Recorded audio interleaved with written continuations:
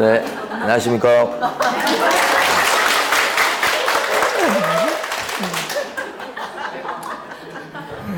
와, 우리 이제 이런 건 좀 많이 해봤어요. 다시 이렇게 하는 거 많이 봤다고. 자, 50페이지부터인데 처음에 나와 있는 게 고용인입니다. 네, 고용인. 자, 칠판에 설명을 드릴 테니까. 자, 고용인은 밑에 있는 종업원. 사장님을 뭐라고 그러냐면 개공 이렇게 등록이 된 사람이죠. 자, 그때 고용인의 종류가 두 종류인 거 아시죠? 증을 갖고 있는 소공과 중개보조원 이런 식으로. 자, 두 사람의 차이점 같은 걸 좀 보도록 합니다. 많이 아시는 거. 소속 공인인회사는 자격증을 갖고 있고, 그래서 중개 업무를 봐줄 수 있어서 계약서 써줄 수 있죠. 그러니까 계약서에 날인할 의무가 있고, 날인할 의무가 있다 보니까 도장을 등록할 의무도 있고, 잘못하면 자격증을 갖고 있기 때문에 자격정지 대상이 됩니다. 반면에 보조원은 증이 없고요. 그래서 중개 업무를 못 봐주고 계약서 못 써주니까요. 계약서에 날인할 일도 없어요. 날인할 의무가 없으니까 인장을 등록할 의무도 없다. 그리고 잘못해도 증이 없으니까 자격정지 대상이 되지를 않는다. 이렇게. 그 다음에 또 중요한 차이점은 소공은 개업공인인회사를 대신해서 부동산 거래계약 신고서에 제출을 대행할 자격이 있고, 중개보조는 부동산 거래계약 신고서를 제출 대행해 줄 수 없고, 이렇게. 소공은 품위 유지하고 신의와 성실로서 공정하게 활동할 의무가 있고, 중개보조원은 그런 거 없고. 차이점. 소공 될 때 받는 교육은 무슨 교육이죠? 실무교육. 중개보조원으로 취직할 때 받는 교육은 교육에서 차이가 난다. 이거지. 자, 그랬을 때 개업공인인회사는 두 가지입니다. 첫 번째, 필요하다면 얼마든지 고용인을 쓸 수 있다. 대신 고용인이 사고 치면 책임은 질 각오를 하셔야 된다. 이렇게. 근데 개업공인인회사는 고용인을 둘 때 두 가지는 지켜줘야 된다. 하나는 결격자 아닌 사람을 뽑았어야 된다. 미성년자를 갖다가 고용하고 그러면 안 된다는 겁니다. 개공이. 또 한 가지는 고용했을 때는 관청에다가 고용신고를 해야 되겠다. 이런 식으로. 이 고용신고는 언제까지 하죠? 업무를 개시하기 전. 만약에 영업 개시 전까지 고용신고 안 했다. 그렇게 되면 제재를 받죠. 그 제재가 뭐죠? 과태료가 아니고 업무정지. 고용신고 안 하면 보통 현실적으로는, 실무상으로는 영업정지 한 달쯤 받습니다. 그래서 고용신고 안 했다 그러면 여태까지, 그러면 영업정지. 자, 작년 시험에 나왔습니다만은 고용신고 할 때는 전자문서로 할 수 있나요? 네, 할 수가 있다. 작년에 조문에 들어왔는데 작년 시험에 출제가 됐죠. 자, 소공에 대해서 고용신고를 할 때 소속 공인인회사에 자격증 사본 제출합니까? 제출하지 않는다. 왜냐하면 고용신고를 받은 관청에서 자격증이 있는지 확인해 보니까. 소공에 대해서. 자, 그 다음에 만약에 외국 사람이 고용되는 외국인이다. 외국 사람이 고용인이다. 이렇게 됐을 때는 외국 사람에 대해서는 신원조회가 불가능하기 때문에 결격자 아님을 증명하는 서류를 외국 사람 스스로 내야 되겠죠? 마치 등록 신청할 때 외국 사람일 때 결격자 아님을 증명하는 서류를 내듯이 똑같습니다. 아직 시험에 안 나온 부분. 자, 그 다음에 고용신고 들어가면 관청에서는 두 가지를 확인한다. 확인할 것 두 가지. 하나는 결격자인지 아닌지 확인.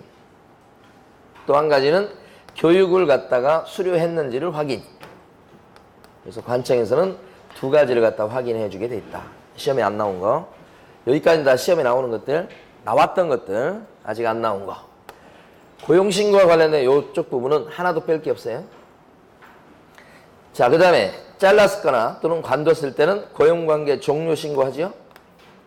이 종료신고는 언제까지 합니까?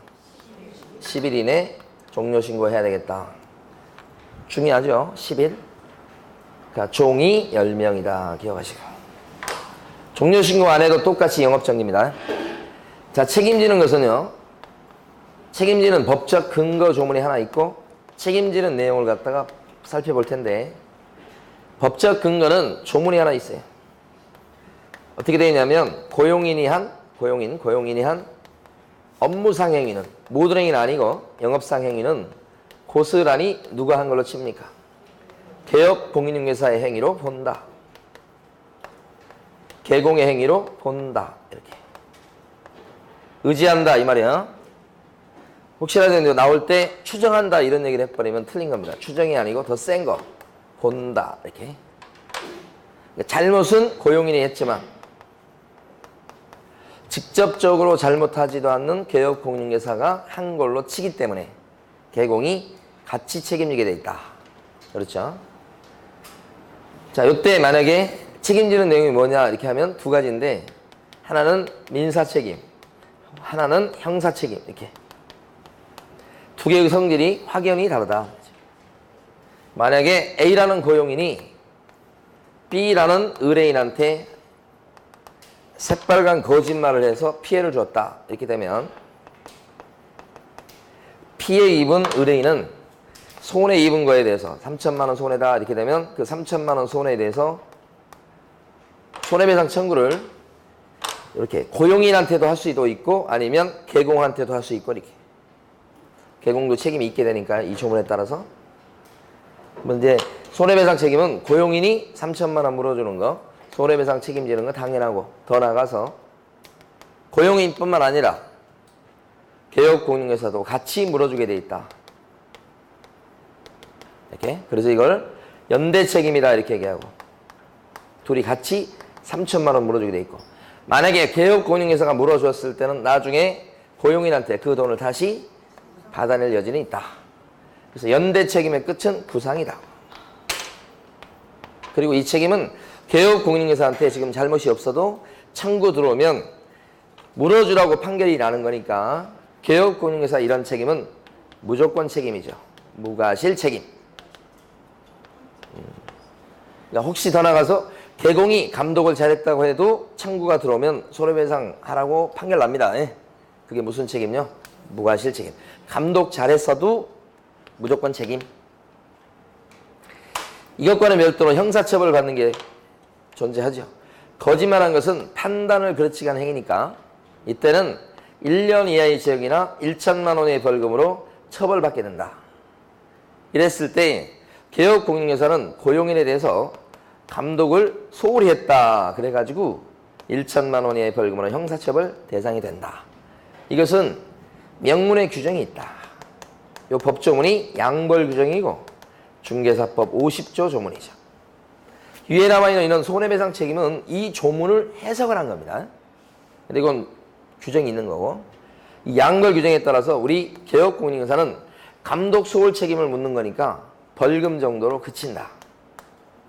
그리고 벌금 받는 것은 자신의 감독 소홀에 대한 과실 때문에 책임지는 거니까 민사 책임과는 다르게 과실 책임이다. 그래서 두 개 중에서 형사 책임이 훨씬 중요한데 세 가지가 중요합니다. 첫 번째, 양벌 규정에 따라서 개업공인중개사는 감독 잘못한 것 때문에 받아봤자 벌금이고 징역 살리는 것은 존재하지 않는다. 그리고 벌금 문거에 대해서는 자기의 감독 소홀에 대해서 벌금 문게 되기 때문에 구상권이라는 건 존재하지 않는다.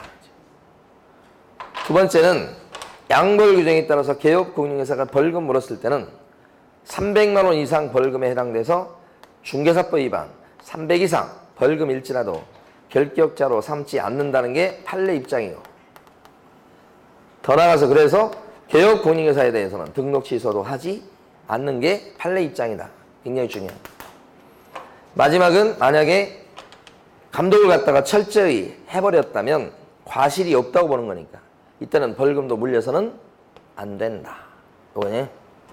제일 마지막 거 중요하죠?